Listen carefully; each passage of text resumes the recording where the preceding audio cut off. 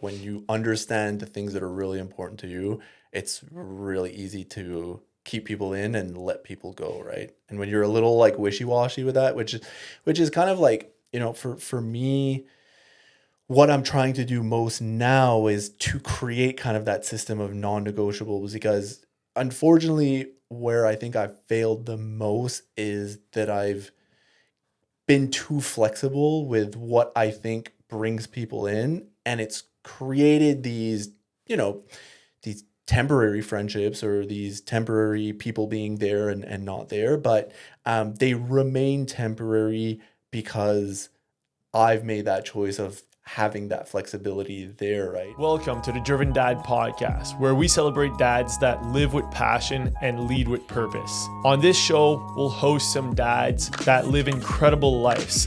Being a dad is the most important job you'll ever have.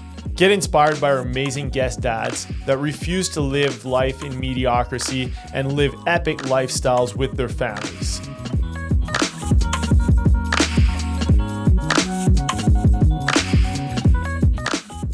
All right, guys. So today on the Driven Dad Podcast, I'm excited to welcome Jon Stephenson, a creative strategist and marketing leader who's spent over a decade helping brands tell their stories in ways that truly connect. Jon's journey is anything but ordinary. Born in England, raised in Moncton, and a self-described thrill seeker and walking contradiction. He's passionate about pushing boundaries both professionally and personally, from traveling the world on his own dime to doing the deep inner work of self-discovery. While Jon isn't a dad yet, he's here to share some honest and thoughtful insights about fatherhood, identity, and the challenges of navigating life's wild chapters. Jon, welcome to the Driven Dad Podcast. Thanks for having me. It's a little weird being on the other side, right? So yeah, exactly. So I've been on Jon's podcast, couple times. The Elmwood Group. So yeah, it's awesome to have you on the other side, like you said. Yeah. I'm like wondering, should I be asking the questions? Am I answering the questions? So, no, it's fun. It's good to, we always have good conversations on it and off the camera. So I was really looking forward to it. And when you told me about the podcast, just the idea that you had behind it and knowing that going into this category, which seems to me something that is almost untapped potential, I was like, what a better spokesperson than you to be doing that specifically. And I have already watched a few of the episodes already. I'm like, oh man, it's so cool to see those people. And then also like that story that, for me not being a dad, like being able to see the things that they've accomplished and being a dad at the same time, and then answering those questions that you ask about, fatherhood and things like that. It's like, it's really refreshing because it's hard to gain that experience sometimes from I guess a position like mine where you're not a dad. Like you're almost like, it's something that probably I haven't experienced enough, because it's like dads hanging out with dads will talk about the things that they live together. But when you're kind of the outcast, going into those conversations, first of all, you're not often in them because you're not hanging out with, you don't bring your kids to a play date and stuff like that. I don't have kids, right? So the podcast has been really cool to get that insight into that world there that I haven't experienced yet. Well, I'm happy to hear that, because I think there's a lot of people in your position that obviously have maybe doubts or, preconceived thoughts of how fatherhood is going to be for them or might be. So hopefully we can answer some of those questions that you might have, and hopefully we can help out some more possible fathers to be, such as yourself. Dads on the sideline. Exactly. I love that. Dads on the sideline. Yeah, that's a good name for it. Yeah. So before we get deep into it, I have a little question for you. So, if you could hop on a plane right now and be anywhere in the world today, where would that be? Oh man. One place that, like, honestly, if we're thinking about like a destination that I would want to be today, I would definitely say somewhere like Bali. I think like the that part of the world I haven't been to. I'm thinking like right now it's like if it was today. The other option that came up to my head was I cannot wait to go do a power trip in Japan. So that's like my number one on the checklist. So that would be, but those two there are like, going at that part of the world, the whole culture thing and all that. I've been really lucky to travel a lot, but a lot of my travels have been in Europe. So like going even further out west, east, out east would be like definitely eye-opening. So I definitely dig those choices. Bali's a place on the checklist, but for me also Japan is number one. Yeah. We have a little group of guys that are, well, I'm turning 40 in 2029. Okay. So that's like I've been telling like all my like good riding buddies, like 2029, we're like 4 or 5 of us, we're all going to Japan. Count me in. I call it Japan. It's not even Japan in my head anymore. Yeah. Oh, it's crazy. The videos that you watch, like, I've seen one video that always sticks in my head is like this lady that falls in a ravine that's like, she's trapped like 20 feet down and you're looking down and people can't pull her up because they're sinking in the snow and everything. I'm like, that's a lot of power. I'm in. Are we trying to get everyone else not to go to Japan? Yeah. Don't go to Japan. It's not that good. There's not that much snow. Hard packed. It's kind of like the East Coast. Yeah. I think it was my sister and my sister and her husband were talking to me about tree wells. Not too long ago. And like for them, I've discovered tree wells and studied them for, multiple years now. And the fear is, I don't want to say the fear is gone, but it's old news in my head. Yeah. But for them, they couldn't get over like, why we would risk going even near a tree well. Yeah. But it's for everyone that doesn't know what a tree well is. It's essentially like a funnel effect that the snow creates around a big tree where there's a ton of snowfall, like out west or in Japan and stuff like that. And there's actually way more people that die in tree wells than in avalanches, which is a pretty interesting / scary fact when you think about it. Well, and I think the big issue too is that it often, like, tree wells are something that also happens in resorts, right? So when people, they go into the backcountry of a resort and they don't realize that they are going into terrain that's actually quite dangerous inbound and it's around those trees. Yeah. Right? Guards are down when you're in that type of environment. People automatically think like in the resort, it's safe. Oh my God. But a tree well, the scary part is you can't communicate, right? Yeah. And no one sees you. Yeah. So no one even knows that you went down that tree well or which tree well you went down. Yeah, and being on a snowboard too, like if you fall head first, it's like your feet are still attached. You're like, you got something that's pretty much like holding on at the top, but you're sunk down below. And, at that point, you're minutes away from not being able to breathe. Right? Yeah. So yeah, exactly. It's crazy. Scary shit. But you know what? I can't wait to go to Japan. Yeah. Doesn't stop us from still wanting to go. So, Jon, you've described yourself as a walking contradiction. So can you unpack that a little bit for us and tell us how it shaped your career and yourself personally? Yeah, I mean, the reason why I kind of say the walking contradiction, I've been someone that has been, heavily focused on being on my own and doing things, for my career and building, as much as I can of the life that, we've talked about this a few times. For me, it's like I'm always trying to make that 10-year-old me super proud of the person that I am today. Like that's kind of who I look at. And on our podcast, we asked the question and one of the girls that was on it answered. She actually looks at the 80-year-old version of her that would want to know, like, did you do all the things that you were supposed to do, right? So she wants to make that person proud that everything got kind of checked off, right? So with that being said, it's like that's really been kind of my driving force for me. But on the other side, I think that it also it's contradictory because it's the part that I am still really interested in building, and that has been it looks like it's not as important, is that the relationships and the family life and maybe what I'm fearful of being a dad and things like that. So it's like you build this whole kind of like brand of yourself or this identity that does look really individual, but at the same time, it's kind of maybe the opposite when you kind of peel the layers off, if that makes kind of sense there. Yeah, totally. Yeah.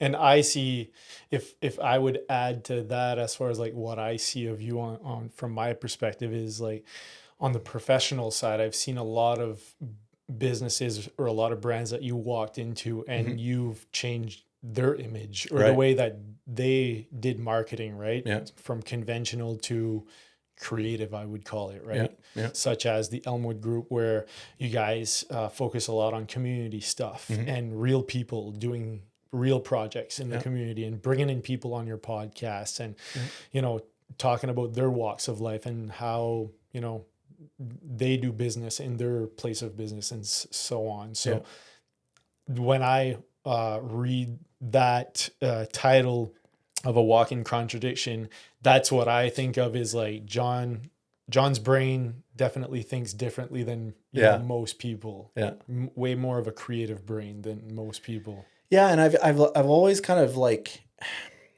you know, maybe it's there's a lot to unpack there in why it's like that, but I was kind of that kid when, like, I was the type of kid that, you know, I was probably naive and ignorant in a way where you're just a child and that's being a child. But I understood concepts really quickly and things seemed to be pretty relatively easy when I was young in terms of like being at school. But I also like to, you know, like make people laugh and be a part of like a joke and things like that. And so that disruptive nature has been there from a really young age. I'd get kicked out of class a lot and things like that, of course.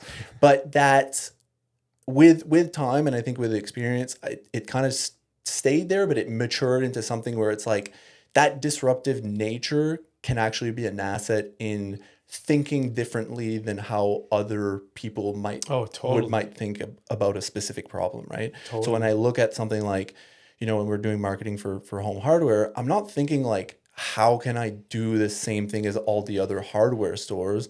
I'm thinking like, how can a hardware store be cool? Like, how can people actually be like, wait a minute, like, why do I think of home hardware all the time? And I think you have to be disruptive in a way where when I first started 5 years ago with the Elmwood Group, I thought it was going to be really boring. Okay. Like I was like, man, what am I going to talk about? Nuts and bolts and 2x4s and like, but I quickly like, you know, obviously like when I go into something, I go all in, right? And I quickly found out that like one of the most beautiful things in life is home ownership.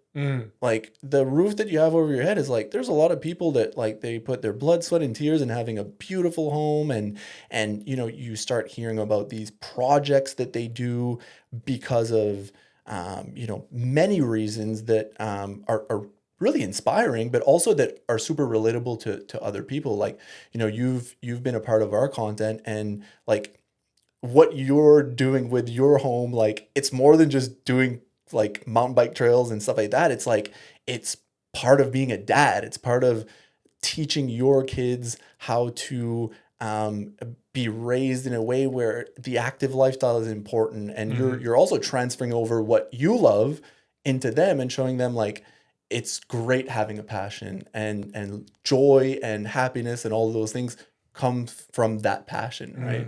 So, and I didn't know that before obviously I didn't know that when I got hired, but quickly found out about that. So, yeah. Oh, that's awesome. Yeah. The thing that you said that really stuck out for me though, is about how disruptiveness is seen like in young people, like at school and stuff like that. And like now we know, like you said, that having that kind of personality trait is not all bad. In fact, it's probably extremely good if you want to, you know, stand out and be above average in real life later on in life. Yeah. But it'd be something that would be really cool if it would, instead of being like, you know, always disciplined and seen as a 100% bad thing, you know, maybe teach kids how to channel it in the right direction right from school, right? Instead of being like, John, you're an asshole, go to detention, you know? Instead of that, being like, you know what, John, I have a special project for you, you know? How about you put your energy and focus into this and your creative, sense into this, you know, and come up with something cool for us. Yeah. And I think like, thankfully I was able to find through marketing and creating content, an outlet for what I think I felt for so long was like me just being too much. Like when you're disruptive like that and people don't agree with it, you feel like you're being too much. And it almost like it creates this, this fear of being left out of things because you're trying to be authentic, but that authenticity is disruptive. And sometimes it's like, with that experience, you got to learn like where you're being disruptive and actually being an asshole, and then also being disruptive, but in an authentic way that is more manageable, but also really beneficial for other people. Right. Right. So this is totally funny that you bring this up because it's a relatable subject for me currently. Yeah. So that being said, when you are being disruptive and when you are being unique in your market and all that stuff, what's your regulator? Like, do you have someone you turn to, like, as, someone you trust, that that your vision aligns, your code of ethics aligns with this person? Or do you have like a protocol where it's like, this is my ceiling, I can't cross this ceiling. Anything below is safe. Anything above, you might be crossing that asshole line. I would say that now I know better out of like some of the situations that I've put myself in where I didn't know better at the time. So I think I kind of self-regulate it. I find it a little bit easier now to look at other brands and like kind of drop it down a notch. And what I mean by that is like, if you look at like brands that are kind of doing it in a really disruptive manner that is 5 years ago, 10 years ago, I would say like they're pushing limits. Like the Wendy's Instagram account or their TikTok account is like, they go on comments and they like roast people or they say really funny stuff. And like, to me, that's like disruptive and maybe like pushing it further than what I would do. But it's really good to look at that and see it in a refreshing way where it's like, okay, as long as I don't do that, but I do a little bit less, I'm probably in that kind of gray area where it's still a little bit safe, but you have to watch yourself. I've grown to understand with time also that it's important to bounce it off many people and at least people that you have a rapport with, but also just to understand that like, even when you're sharing something with someone and you're looking for their opinion, you got to respect that sometimes the person that you talk to is not an expert in that field. So take the opinion with a grain of salt, but collectively you can look at like the whole opinion. And if everybody wasn't really shocked and was like, oh, that's pretty good or whatever, then you can take that back and be like, okay, I'm in that safe spot again. But I don't know. I don't have like that. I wouldn't say I have that one person that I can go to that I'm like, hey, is this like a good idea? I believe like to have that like person that you could truly trust would have to be a person that has already done the thing that you want to be doing. 100%.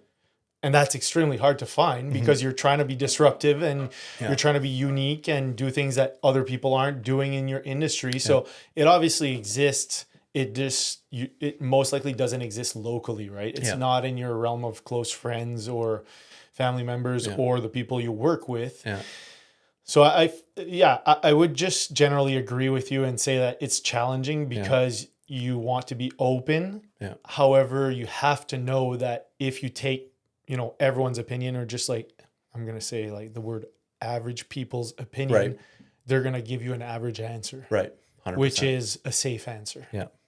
So that's a challenging one. And I've always been like a risky person. I think there's probably two sets of people that have been involved in that risky behavior. Some that have been it's been beneficial to those relationships, and others that it's been like, you shouldn't be taking all of those risks all the time, right? And I think it does certainly help in the business side of things with that creativity.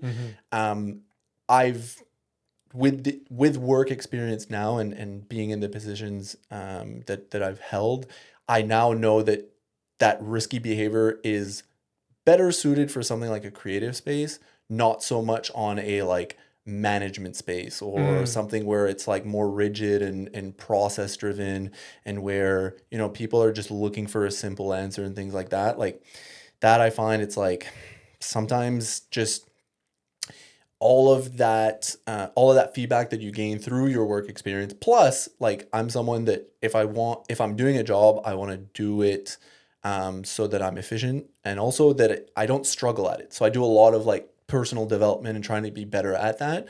So the experience of others is also a really good indicator of what you should be doing. And then by knowing what experience or what risk they've taken, you don't need to take the same risk again, right? So just kind of follow suit with what they've done. So Yeah. yeah. Cool. So John, you've worked in the creative strategy and marketing space for over a decade. What originally pulled you into that world? So funnily enough, so when I went to school, when I went to university, I did political science. I wanted to be a lawyer. Did 5 years, and then after 5 years, was like, I don't want to study ever again. I was like, screw this. And there was a girl that I would, you know, be in a lot of her classes in political science and all that, and would study with her. And when I wasn't in class, which was most of the time, she would share notes with me. So God bless her soul. And she got me through university. But I saw how like devoted and like driven that she was at doing that, and I just couldn't see myself in that seat, right? So I was like, maybe law school isn't for me, right? Maybe I'm gonna like suffer through that, and it's not gonna work out. But through that, it's like doing a political science degree, the soft sciences, like it's a lot of like development of ideas and writing and arguments and research and things like that. And I think whether I like it or not, it contributed to getting into a creative space. Now, really what pushed me into it, funnily enough, was snowboarding. So when I was snowboarding and riding for Border Tech and things like that, I was also working there. And it was at the same time that social media kind of picked off, right? Like we were in 11th or 12th grade and Facebook started.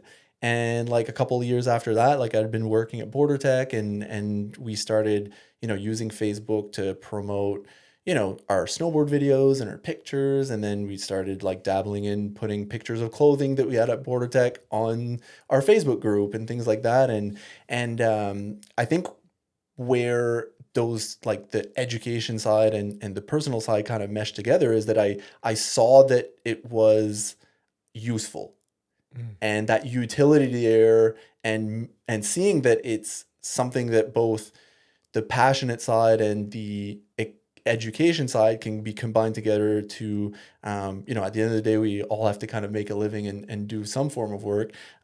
That made work almost like way more palatable. So that's really kind of where it started off. So, and here we are kind of, you know, that was 2007. So 18 years. It's like, yeah, here we are. We're almost at our 20th high school reunion. I know. I didn't go. Did you go to the 10th Yeah, year? it was a lot of fun. Wow. Yeah, I have to go to the 20th. We have a good crew that we graduated with. Yeah. Oh, I love it. Do you find it extreme? So I find it extremely kind of funny, I guess, that at 17 or 18, whatever, how old you are when you graduate high school, that you are in a position to make probably one of the biggest 100%. Decisions of your life, of like which direction you're heading right after high school. So for, I don't know, 75% or more of people, it's like, which university, college are you going to, and what are you studying? I'm 36. I'm not really sure which degree I would choose at 36. How are you supposed to know? I know. You know, it's what crazy. Life direction you're choosing at 17, 18 years old. I find that mind-blowing personally. I think a lot of people, you know, I think many people would agree, however they've gone through university or college or whatever they've done after, I think we'll collectively have that same feeling of you should have 1 year of, my personal opinion is it should be a year of retail or like service business, and just like be in that environment where A, you get to see the true side of people, and then B, you also are forcefully in an environment where you work a lot, but you work inconsistently. So you kind of suffer through that like inconsistency and see how important it is to have consistency. And then the last thing is that you also kind of develop those skills that regardless what the job is, I think retail and service check a lot of those basic boxes and you learn very quickly, right? You're like kind of thrown on the floor, or you're thrown at your first table, or you're behind your first bar, and it's like sink or swim. Right? Yeah, I agree. Yeah, dealing with a lot of different personalities teaches you a whole lot. Yeah. It's the same as like I find it a little bit funny when people go to business school to start a business. Yeah. In my opinion, if you want to learn how to start a business, start a business. Yeah. And fail Yeah. and learn, you know, have mentors for sure, you know, have people helping you along the way, because there is a lot with businesses that are, you know, on the back end, let's say, of the numbers and the accounting and stuff. It is complicated, you know, you need help there right from the start. But if you want to start a business, or if you want to study business, just start a business. Yeah. And I would probably argue the same with like marketing. Yep. If you want to learn about marketing, get a low-level marketing job. Yeah. And learn there. Yep. I have a buddy that owns a marketing agency, and he said that he has an intern there. And after 2 weeks, the intern said, "Holy shit, I learned more in 2 weeks than in my last 4 years at university." Yeah. Isn't that mind-blowing? Yeah, and it, like, you know, and I think a lot of people often confuse education with being successful right off the bat. I think like you spend a lot of time getting the theory and you know, understanding a lot of concepts, but like, how many times have you seen people like be so friggin' prepared for, let's say, like a marathon, and then like they can't finish the marathon because like they had never ran one ever in their life, but they did all this training and all that stuff there. But then you get to there and it's like, it's 42 kilometers and it's friggin' long. I think the same thing applies with anything in life. It's like, if you actually never done the thing, but you just looked from the sidelines and studied all the things and understood all the failures and the you know, the stories of people that have been successful or whatnot, but you've never actually tried it. Agreed. Good luck. Theory and real life is two different things. 100%. Yeah. I agree totally. Yeah. So I know you've recently embarked on a journey of self-discovery and self-improvement. What sparked that internal shift for you? Was there like a certain, you know, moment of realization or something specific that happened, or happened over time? Yeah. So I think that the first time that I really had like one setback that propelled me in some type of self-development was in the university years. You know, I played soccer for a long time. You kind of, you know, going through the youth systems and things like that. I think that skill just gets you so far until like you get to a certain age where that hard work, if you've not done it, it quickly catches up to you that skill can only get you so far. And for me, like that first real kind of slap in the face and failure, or kind of like that wake up call, was getting cut from the university team. Like I got gone to play the first year, second year I go in, get cut. And I'm like, oh shit. Like, you know, that was the first time like I'd ever been cut in any like kind of high level sport in soccer, especially, right? And that was the first time where it's like, you can, you know, at first I think my reaction was really like, oh, like screw this coach, and like he doesn't know anything and all that stuff there. But like that's usually like the emotional reaction. You're frustrated and you're angry and it's tough. But that was really the first time where it got more introspective, and it was like, okay, what am I not doing? Like, where am I not taking this seriously? And that was really where I first saw an opportunity to be more mindful of, you know, actually training and, you know, going to the gym, and also getting into the nutrition and eating better, because really what you're fueling your body with, that's probably like 80 to 90% of the results that you'll get from the actual exercise that you do, right? So that was really the first I guess, experience with self-development. Now, fast forward to maybe where I'm more on that journey currently. I'd say, you know, as you get into your 30s, and it's really different than your 20s, and you know, whether you've heard it on this podcast or you'll hear it on many podcasts, like your 20s is like a period of your life where there's a lot of new experiences and there's a lot of firsts, and it's like do as many things that you can and make all the mistakes, and that's great, and you'll learn a lot of things during that, but it's pretty chaotic, right? In my 30s, it's like, you know, that trickles into maybe like age 30 to 31, and then 31 maybe a little bit into 32 or whatever, and it'll still be there throughout your 30s. But I found in my 30s it's been more about like getting rid of the things that are not as important, that maybe have stuck around for too long, that have been not examined properly by myself on like, do I actually like to do this, or is it like other people that like this and I want to be with those people, right? Like things like that. And what I think I've realized the most in my 30s is one thing that I've really not put enough attention in is like the relationship that I have with myself, right? And I think the relationship that you have with yourself is where everything begins to then build relationships with others that are sustainable, that are built on the same value systems as you, and are also relationships that you want to be a part of. So I really, you know, am focused on figuring out, like, it's tough because I think that, you know, I have this, you know, always an urge to never fail, and I always want to be the best at everything and all that. And it's like, it can be good at a lot of the times, but sometimes it's like, it's okay to be average. And also with things like the relationship you have yourself, the emotional side, all that introspection, all that, it's really tough.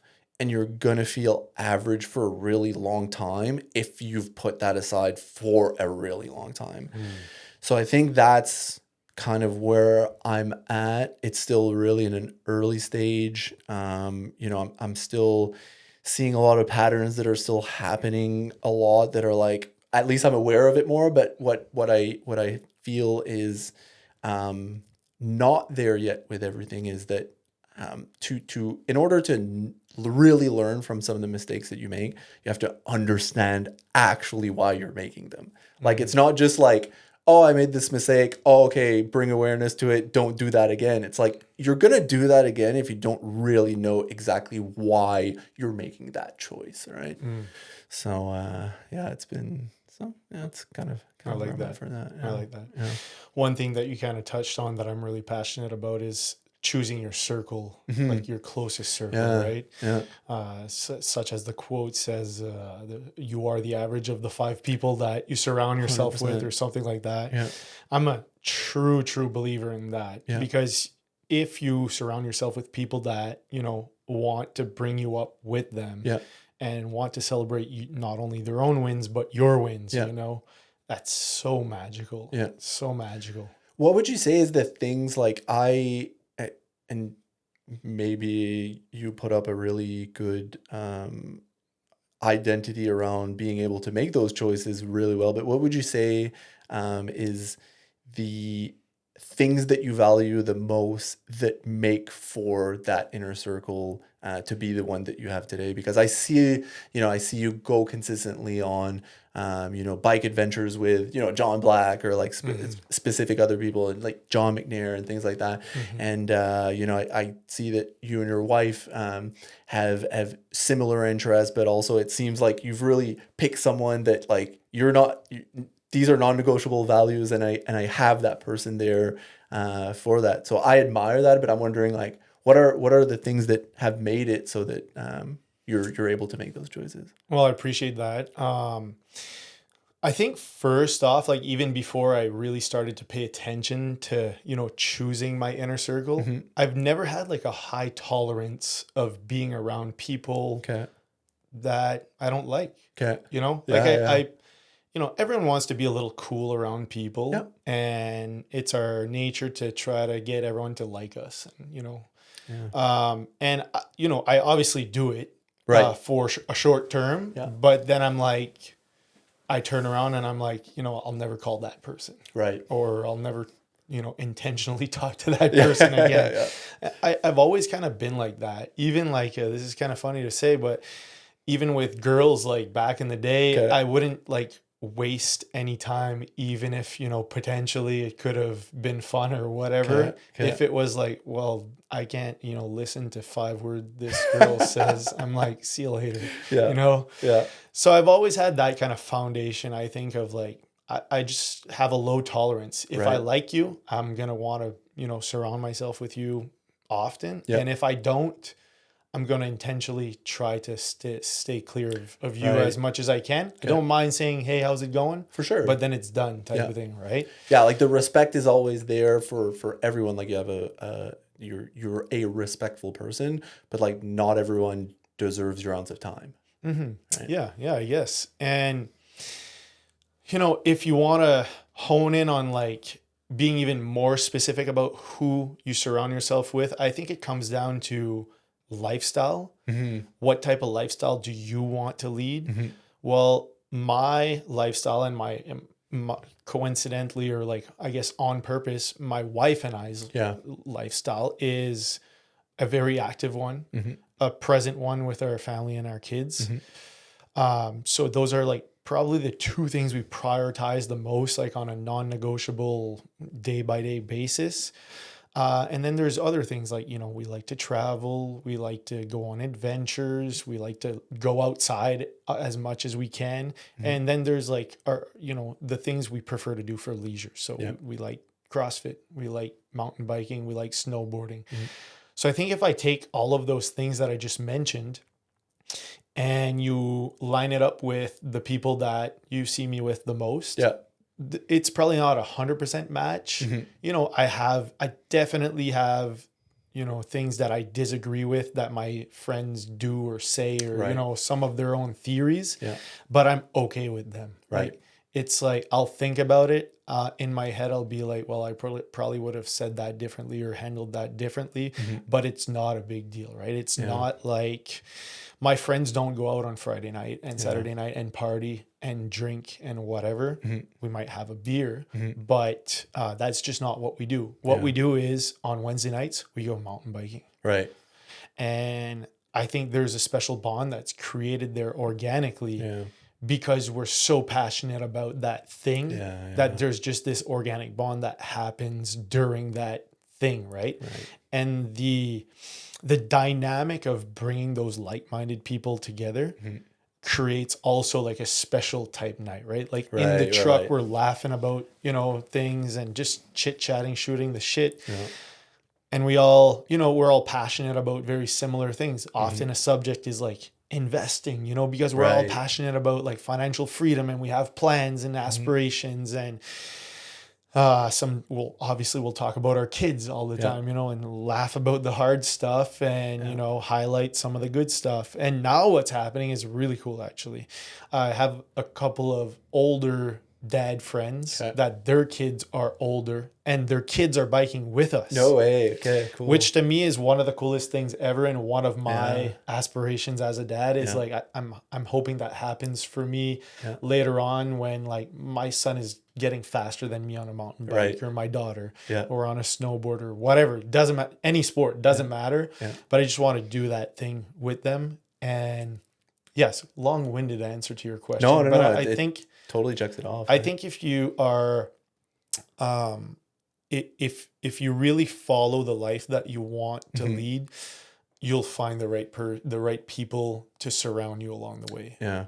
And I think like as I listen to you give that answer your answer exudes the confidence of knowing what you want and making that very apparent in the relationships that you build from there. It's like when you understand the things that are really important to you, it's really easy to keep people in and let people go, right? And when you're a little like wishy-washy with that, which is kind of like, for me, what I'm trying to do most now is to create kind of that system of non-negotiables, because unfortunately where I think I've failed the most is that I've been too flexible with what I think brings people in, and it's created these, these temporary friendships or these temporary people being there and not there, but they remain temporary because I've made that choice of having that flexibility there, right?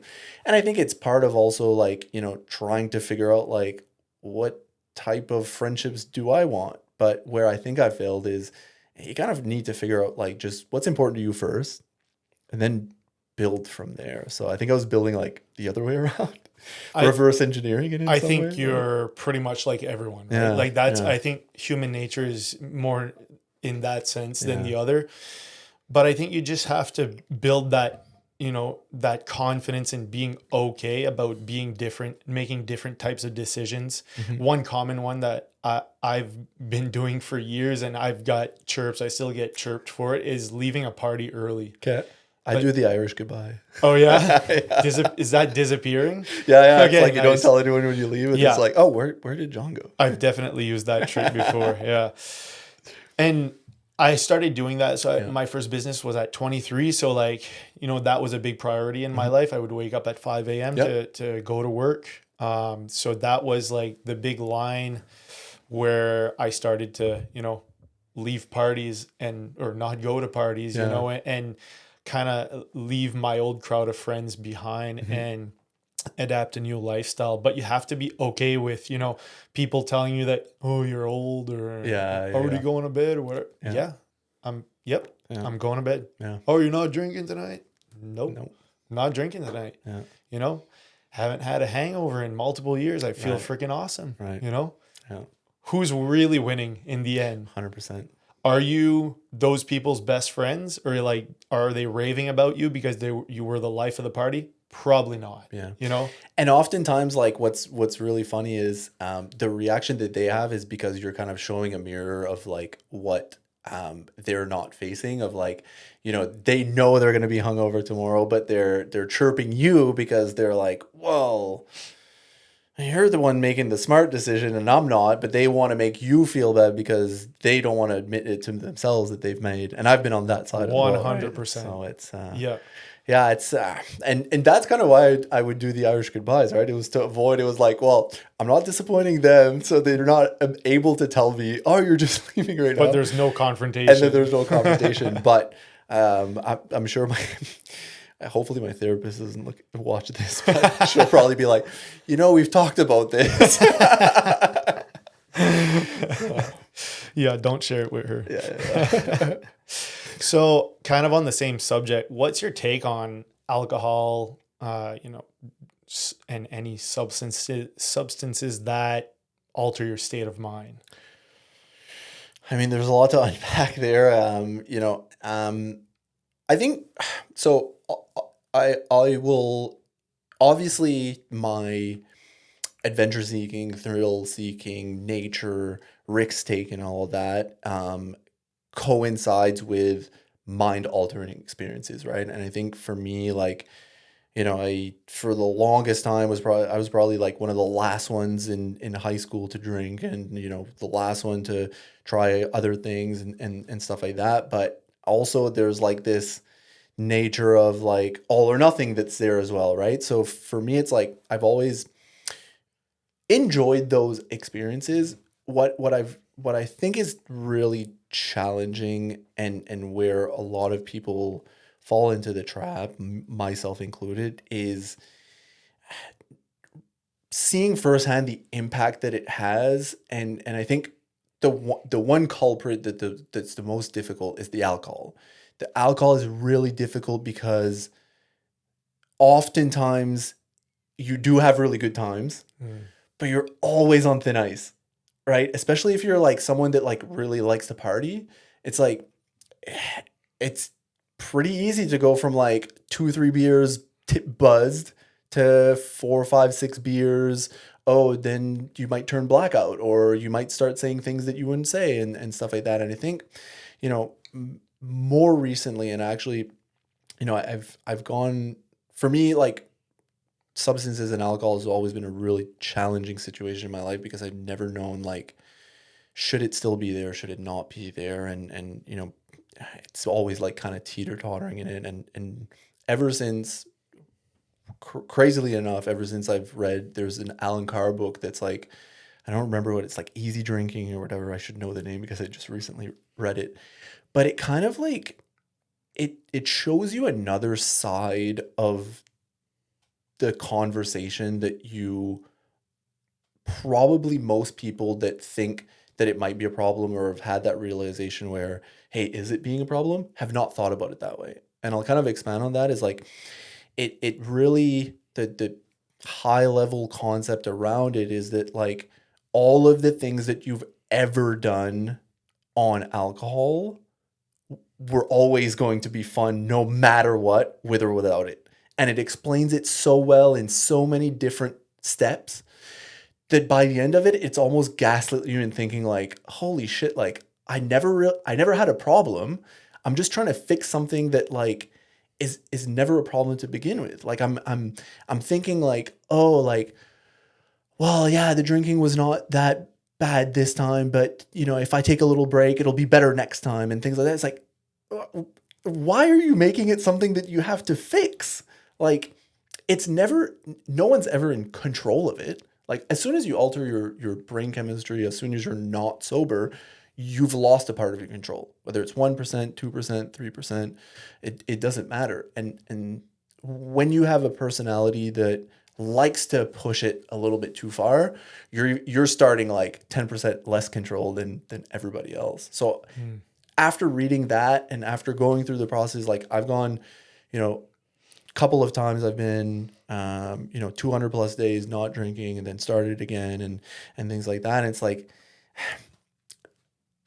until I had admitted, it's just like, hey, it's not a streak. It's just, don't fix that problem anymore. It was always going to creep back in. Right. So since then it's been like, oh, okay. I don't like, it's not a problem. It's you're making it a problem. Right. Mm.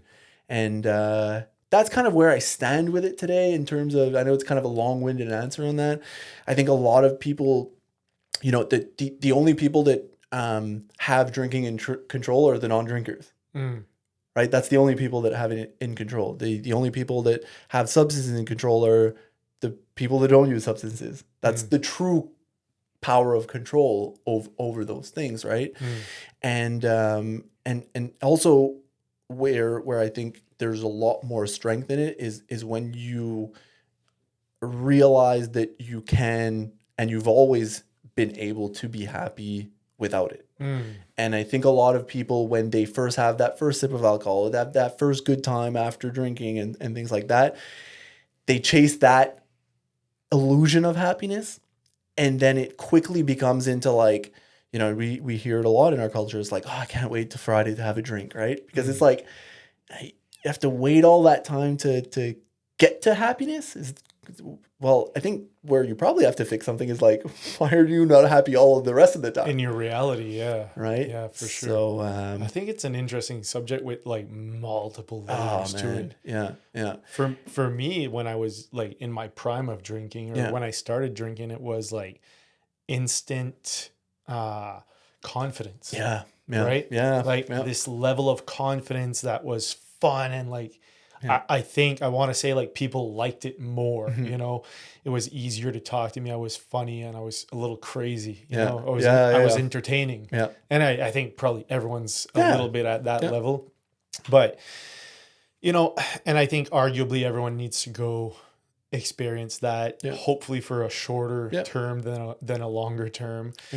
But after a while, like in your more adult life, I think it is like you just said, are you escaping from your reality into an altered state where you forget about your everyday problems and, the things that you want to fix and that you have on the back burner? Well, and I'll say this, and it probably will be, and this is not my quote, but this is also something that I've held to heart, and I will friggin' like always remind myself of this is like, I have dreams and aspirations, and drunk me is never going to get me there on time. I like And that. that's where I've like, that's held me. It's like, it might like, it doesn't mean that I'm always a bad person on it or I'm always doing these specific things, but 99% of the time, it's only in that state that I've done those things.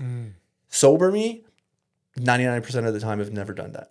So that's where I'm trying to like really own in on like, listen, if you want to be the life of the party, or if you want to be a little more outrageous, or you want to be a little bit more confident, become those things, right? Don't do it because you need a substance to do it. Yeah. Right. I couldn't agree more. And that's something that I'm working on is like, I don't not drink. Like I don't claim that I don't drink. Yeah.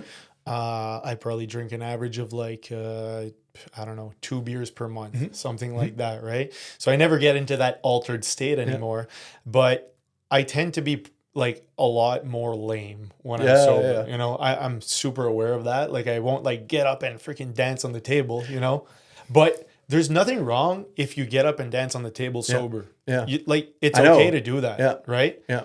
And it's okay to get like a little crazy and have fun as if you were drunk. Right. Yeah. There's nothing wrong with, you know, being silly. Yeah. That's my challenge. Yeah. Yeah. I want to be like sillier, not take myself as serious and, you know, just have fun like no one's watching, right? And I think like what's pretty crazy is that like you're often sat there with the regret of not doing that thing versus the regret of actually doing it and being embarrassed when you're sober. Every time that you do it when you're drunk, you're always regretting that you actually did it and never the other way around, right? True. So I think like that's where we have to create this mindset where it's like, okay, I have the choice of getting up on the table and dancing or not doing it at all. Which one do I want to do? And it's going to be incredibly uncomfortable if you've never done it. So I agree. Whether you try it or not, that's really up to you. But like, you know, you're only going to feel that regret of not doing it when you're sober. So. I agree. And we haven't even touched on the side of like the direct health benefits of, oh my God, you know, not drinking. It's actually mind blowing that we even consider drinking. Honestly, in my opinion, like if you look at the science of what it does to your body, like think about it. You're putting a substance in your body that is affecting your brain. I know. Instantly, pretty much. It's poison. Exactly. Yeah. And keep in mind, like I'm again on, you know, I'm not, I know how long I've been sober again, and you know, it's been a couple of months now, and I'm not, it's not a streak thing or anything like that. It's, you know, for me, what I also want to raise awareness and hopefully for people that maybe are conflicted about their opinion on it, or if it's a problem or not, or maybe it's people that have been doing this for so long and are proud to hear other people that are starting their journey. Like I really like the supportive part of like, you know, when someone says like, hey, I haven't drank in like 30 days and everybody's like, fuck yeah, dude. Like, you know, that's awesome.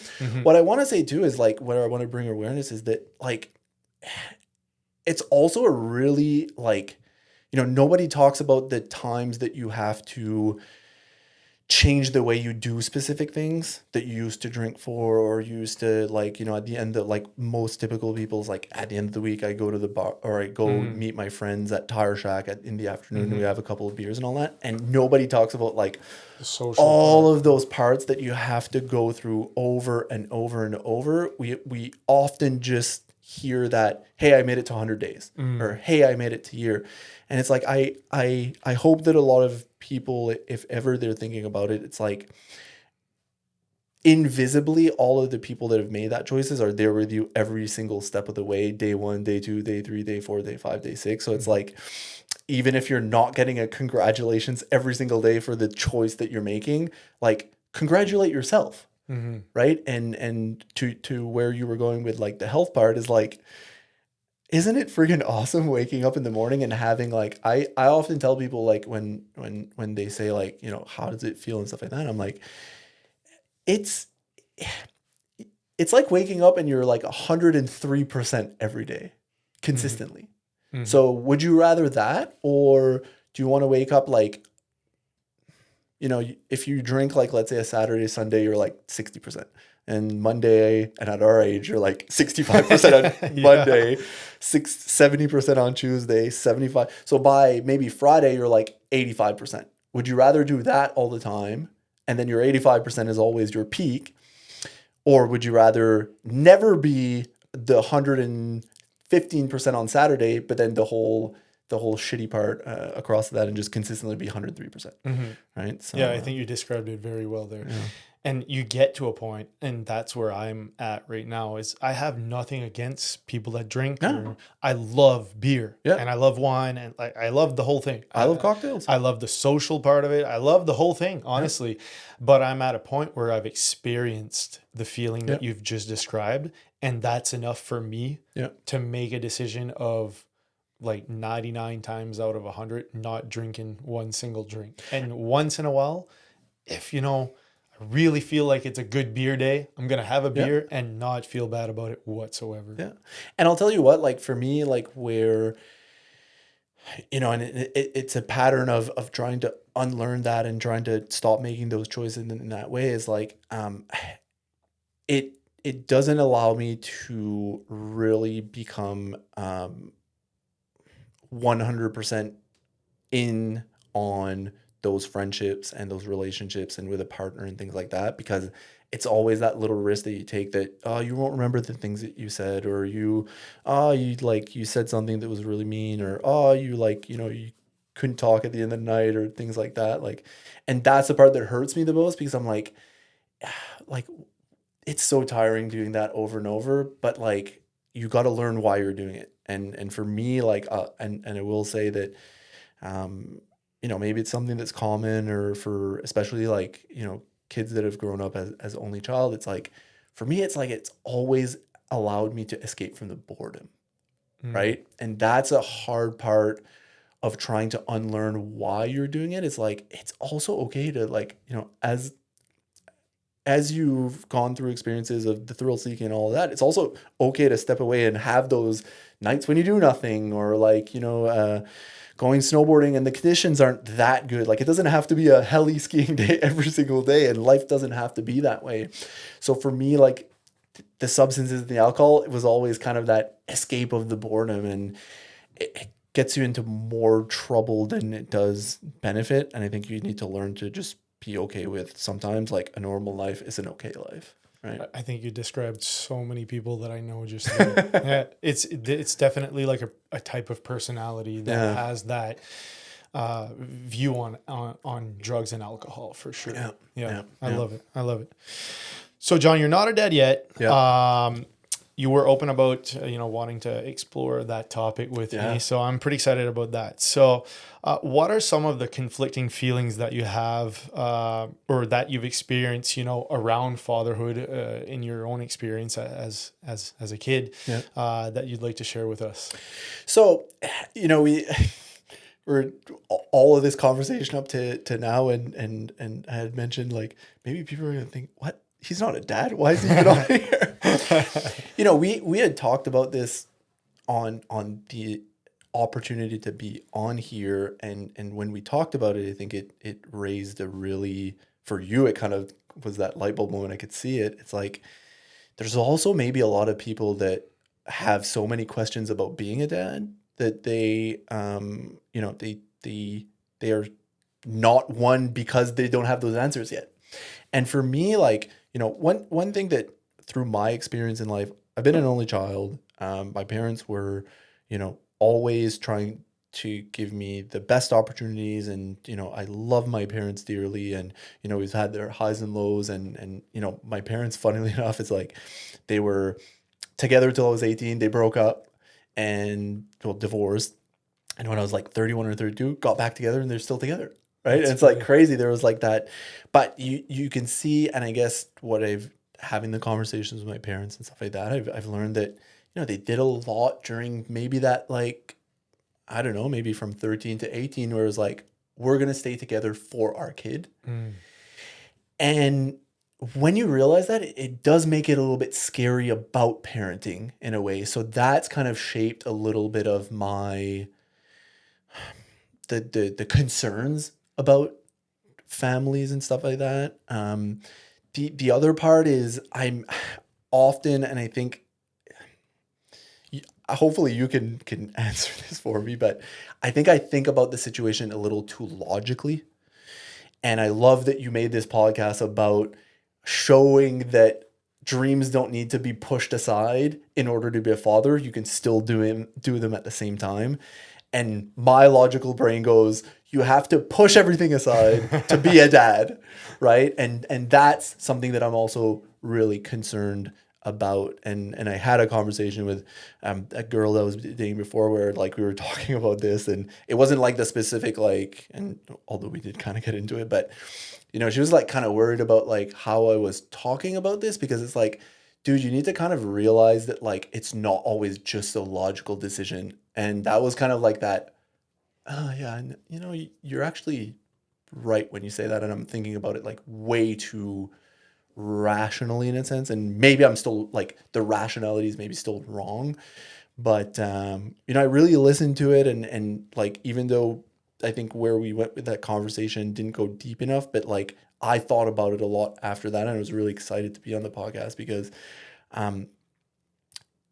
like I also think that I'm scared of failing someone that like, and you know, I've heard this from a couple of people, is like, I think it was Justin actually when he told me, he's like, you know, you only really see the true beauty of being a dad as soon as you get that person in your hands, and like everything changes. It's like it's undescribable. And also what I'm really scared in that moment is like that moment there where you have that person, like you've got 100% trust, respect, like everything, they look up to you at that moment there. I'm so scared of losing that with someone so close to you, because it's like they're your kid, right? And I've always been scared about that part. So I think all your fears are, you know, the exact same fears as every pre-father has. yeah,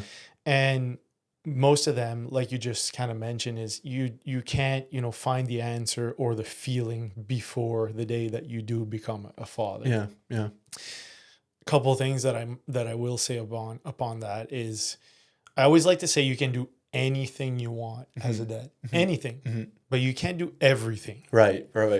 So you have to really, really, really hone in on what your priorities are, personally and professionally. So if we're talking about, you know, leisure, well, you used to bike, play hockey, and run marathons.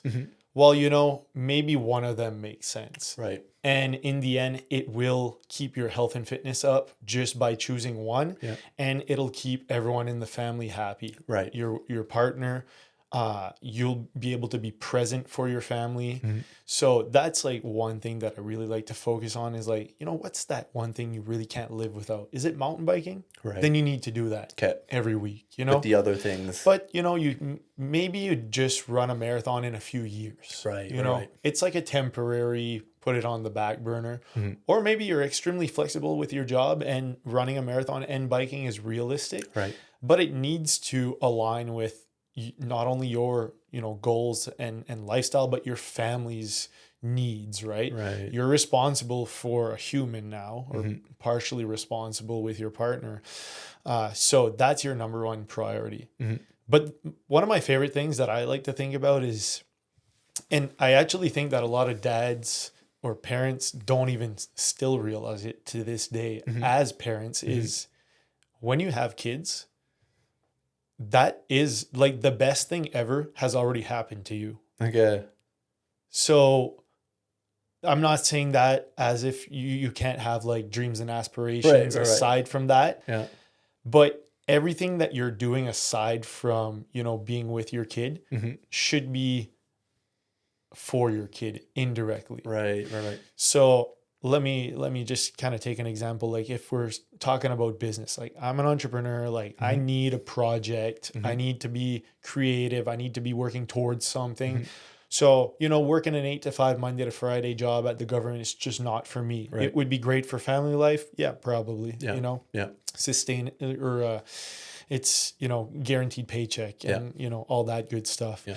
But it wouldn't feed me, you know? Right. So I wouldn't show up as the best dad possible if I wouldn't be an entrepreneur. Right. However, working 16-hour days is not, it's not a good idea. It's not good for the family. You're not showing up as a good dad and a good partner, right? Yeah. So you need to find that, that happy medium, if you will, where you get fueled up by the passion and by a project that you're really passionate about. Yeah. However, you run it in a sustainable way where it's like, I work from this time to this time. Right. I am home from this time to this time. And then I'm present with my kid from, 5 to 8. And I'm present with my partner from 8 to 10. Then we go to bed and then, kind of create that sustainable daily model. Yeah. That makes sense. Yeah. No, that makes sense. I mean, for you, like, did you always want to be a dad? No. Okay. No. When did that? So Renee and I, my wife and I, were together for probably like 5 or 6 years before we had kids. And we were like older. Like Renee was 35 and or almost 36, and I was 30 when we had kids. So we've had like some decent life experience prior to having kids. So we had a very, very active lifestyle. Like we traveled a lot, we hiked a lot, biked a lot, fitness, all that type of stuff. So we were very active, and we had the same fears as you have, where like essentially we had FOMO, right? Right. And for a long time, it was kind of like I don't think we want kids. And then it went to 50-50. Maybe we want kids. Okay. And then after silently listening to some people that I really like in my life and that I look up to, they weren't necessarily preaching to me, but to me that's what happened is they said something that really struck me when they said it about kids. I specifically remember my grandfather saying, kids are life. Like that's what life is about. Yeah. Yeah. And I don't think I really understood that deeply at that time, but it still struck me. Like, it was kind of like, well, if he said that, I'm taking that seriously. Right. And he was right. Like, that's how I think about it. And now. you can only know once you have kids. Right? Exactly. Like, all I do is for my kids. Right. Coincidentally or like indirectly, that means that you need to take care of yourself, right? So I do a lot of things for myself, but in the end, it makes me show up as a better dad. Right. That's kind of how I see everything that I do for myself. Yeah. You have to be selfish for certain things in your life in order to show up as the best dad possible for them. Were you like, did you feel as though there were things that you like, as you and Renee were having the discussion about this, were there things that you're rational? Because I said about, like, for me, it's like, it's always a rational decision that I'm trying to make with being a father or raising a family. Was that part of the conversation in the earlier stages? Because you said, like, obviously the FOMO and not doing the activities and all that, like, how did if it did, how did the rational part be justified? Like, we need the finances. We need to, it might be a bigger home. It might be like the car needs to change. Might need to sell this, or we might need to buy that. Like, on one hand, I think people consider those things too seriously. Okay. There's this image of how you're supposed to live with kids in a big house with a nice car or a van or whatever. We lived in a duplex with 2 bedrooms. Okay. And there was 2 kids. Right. Our kids were in the same bedroom for close to 4 years. Okay.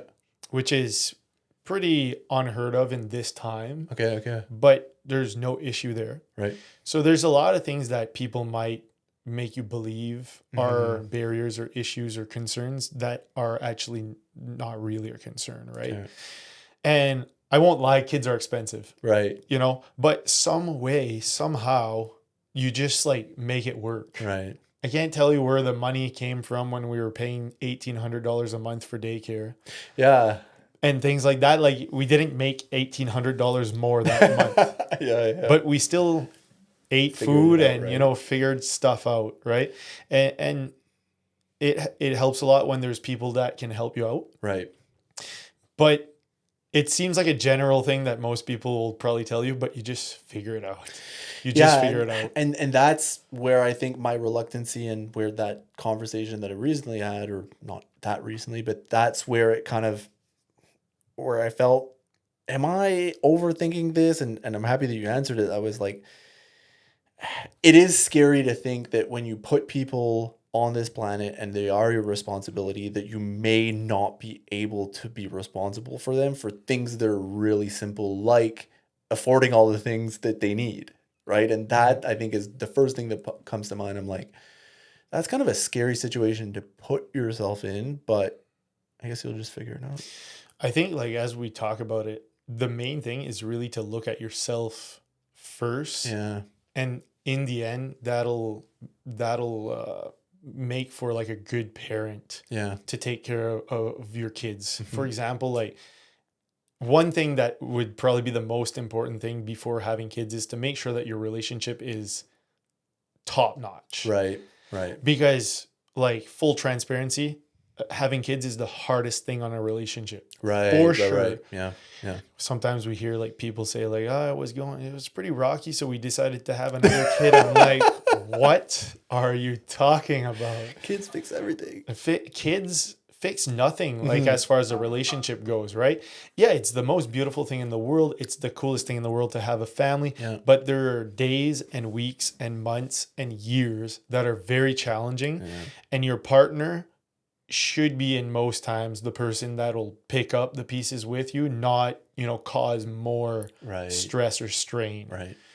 So I would say that, like, easier said than done, but that is the key thing to, you know, being good parents, is having a good partnership prior to having your kids. Yeah.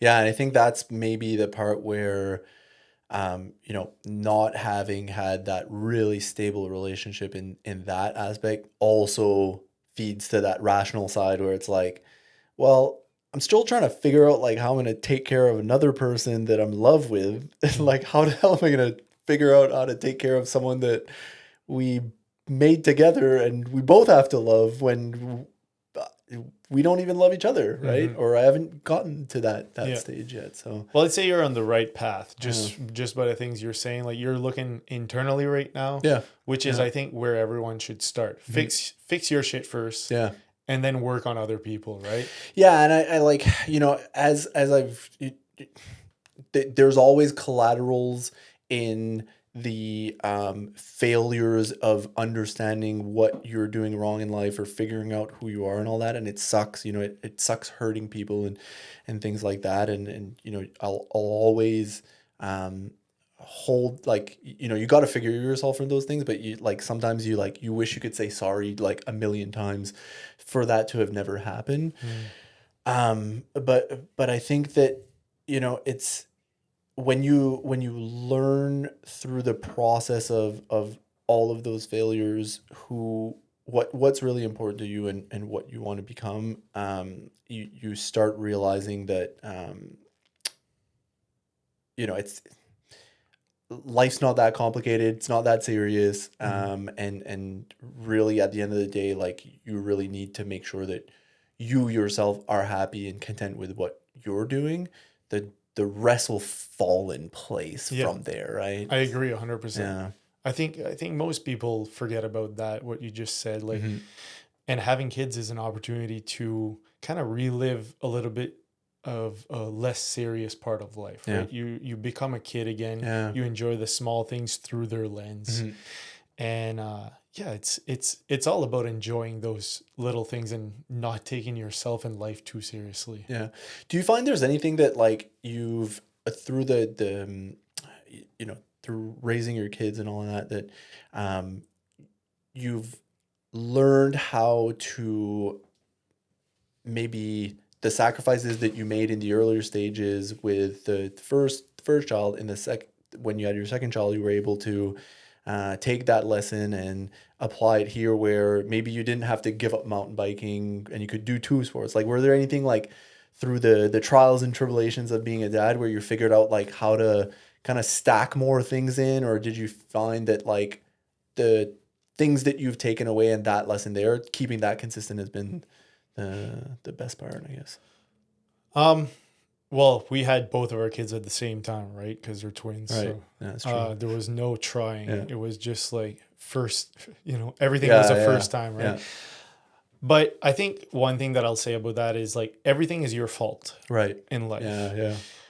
If I'm just thinking about something that I am thinking about in reality this week. So I don't have a babysitter lined up for my bike night. Okay. It's my fault. Right. It's my fault. Yeah. I didn't get organized. Yeah. So which in the end is going to make me, kind of unhappy that day, or unfulfilled. I might miss my bike night if I don't, find someone last minute. So everything is, if you look at things as like everything is your fault, I feel like it's easier to fix everything that's kind of wrong, if you will, in your life. Yeah. Because you're not going to blame other people for it, right? Mm-hmm. You're going to blame yourself, look at your mistake or whatever, the thing that you've done, and be able to find a solution and fix it for next time. Yeah.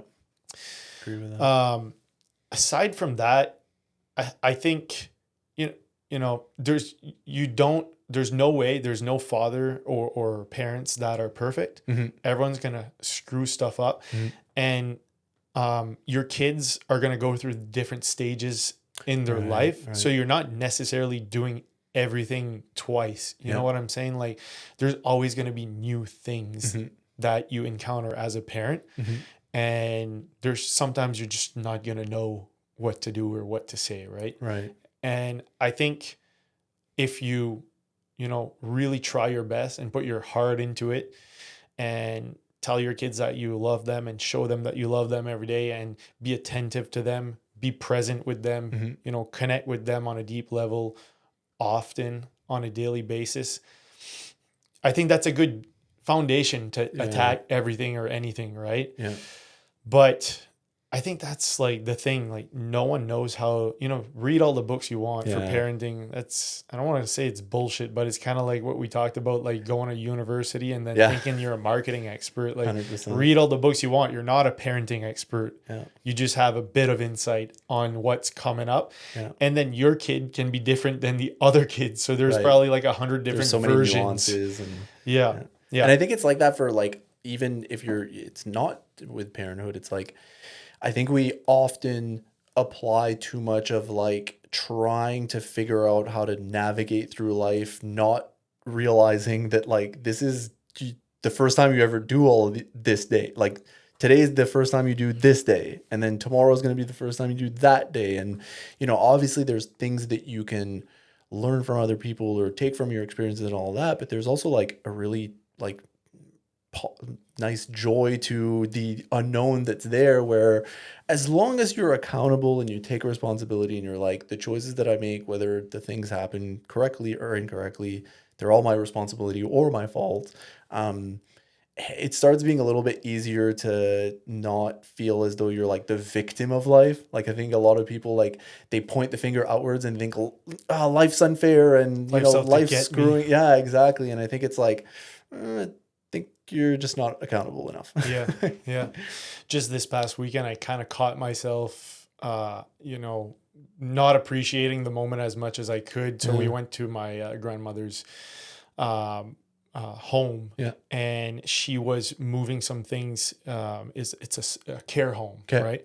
And we were moving some things out of her bedroom, so going in and out, in and out, in and out, and it's hot. I'm getting warm, and like I want to take my jacket off, and I'm getting frustrated, and we want to rush because we're going somewhere, and then the kids are getting in our legs, and can I help? Can I help? We're lifting up big furniture, like no, you can't really help, And these two old ladies were sitting like at the entrance this whole time, like hardcore, like observing us with a massive smile, and like totally enjoying the show, totally enjoying it, but with an appreciation that you could see. And what I kind of took away from it is like those, 85, 90-year-old ladies, are thinking in their head like, man, what would I give to be in his shoes again? Yeah. You know, they're there. Life's essentially It's the over end, pretty yeah. much. You know, there's not much exciting stuff going on in their life. Yeah. And they're looking at us with two healthy, happy kids, Yeah. you know, happy family. We're physically, mentally able in every shape or form. Yeah. And, you know, that's everything that they dream of. They're looking Yeah. at that as their best days, the best days of their lives. Yeah. And we're looking at it as like, you know, somewhat of a burden of a Yeah. Like, task, screw right? this situation. Yeah. It's we underappreciate the little things Yeah. for sure. And it's like, you know, I saw this TikTok actually yesterday, which is to kind of make sense with what you just said. And it's like all of those things where it's like, oh, I'll do it when I have this amount of money in my bank account, or I'll do it next weekend, or I'll go on this sunny trip next year and all that. And then it's like fast forward to 80 years old and it's like, I wish I could have. Mm-hmm. Right. And I think we often like, you know, we have the opportunity that presents today, or we could do the things that we should be doing in order to get to the things that we want, but we delay it. Like we do a procrastination on the things that we should be doing to just bring more joy and happiness to our life, or to have a better experience, thinking that time is infinite. Mm-hmm. Right. And it's, I think, you know, life can be equally short and long, but the opportunities that you have in order to do all the things that you want to do every year, they get slimmer and slimmer. Mm-hmm. And as I say that, you know, I've and you is the same thing. Like, you know, some people would say like, oh, you get to your mid-30s, it's like it's all downhill from here, or like, you know, oh, you're gonna be like fat and out of shape and you're gonna have a dad bod and all that. It's like, man, you can extend the youthfulness of your life by doing a lot of really good, consistent things and give yourself more opportunities. But still, it's really important mentally to be like, I may not have this chance ever again. Like that was kind of my mindset that I had when on that heli skiing trip that we did last year. It was like we were on the flight, like going up there, and it was like Mario was like, guys, there's like 4 spots. Like, do you want to go? And I was sitting there and it's like, you think like, oh, this is going to be friggin' expensive. But then I thought like, okay, I'm never going to be in this plane. I don't know if I'm going to be in this plane ever again with these guys. Mm-hmm. I don't know if an opportunity like this is going to present itself as we're going on the trip. Mm. And I don't know if I'll ever have the opportunity ever again to even be able to consider this. Like, I don't know how much money is going to be in my bank account a year from now. Do you think in 25 years you're going to think, oh, remember that $1,500 that was in my bank account? Or remember those freaking turns off from the heli? I will never forget that day. Mm-hmm. Like, it's probably top 3 days of my life. And I think that's like one more experience on there where, even though, like I said earlier, it's still important to have those boring days and have a normal life most of the time, it's also really important to remember it's like, man, like when you have a really cool opportunity that presents itself to you, like jump. Yeah, exactly. Yeah.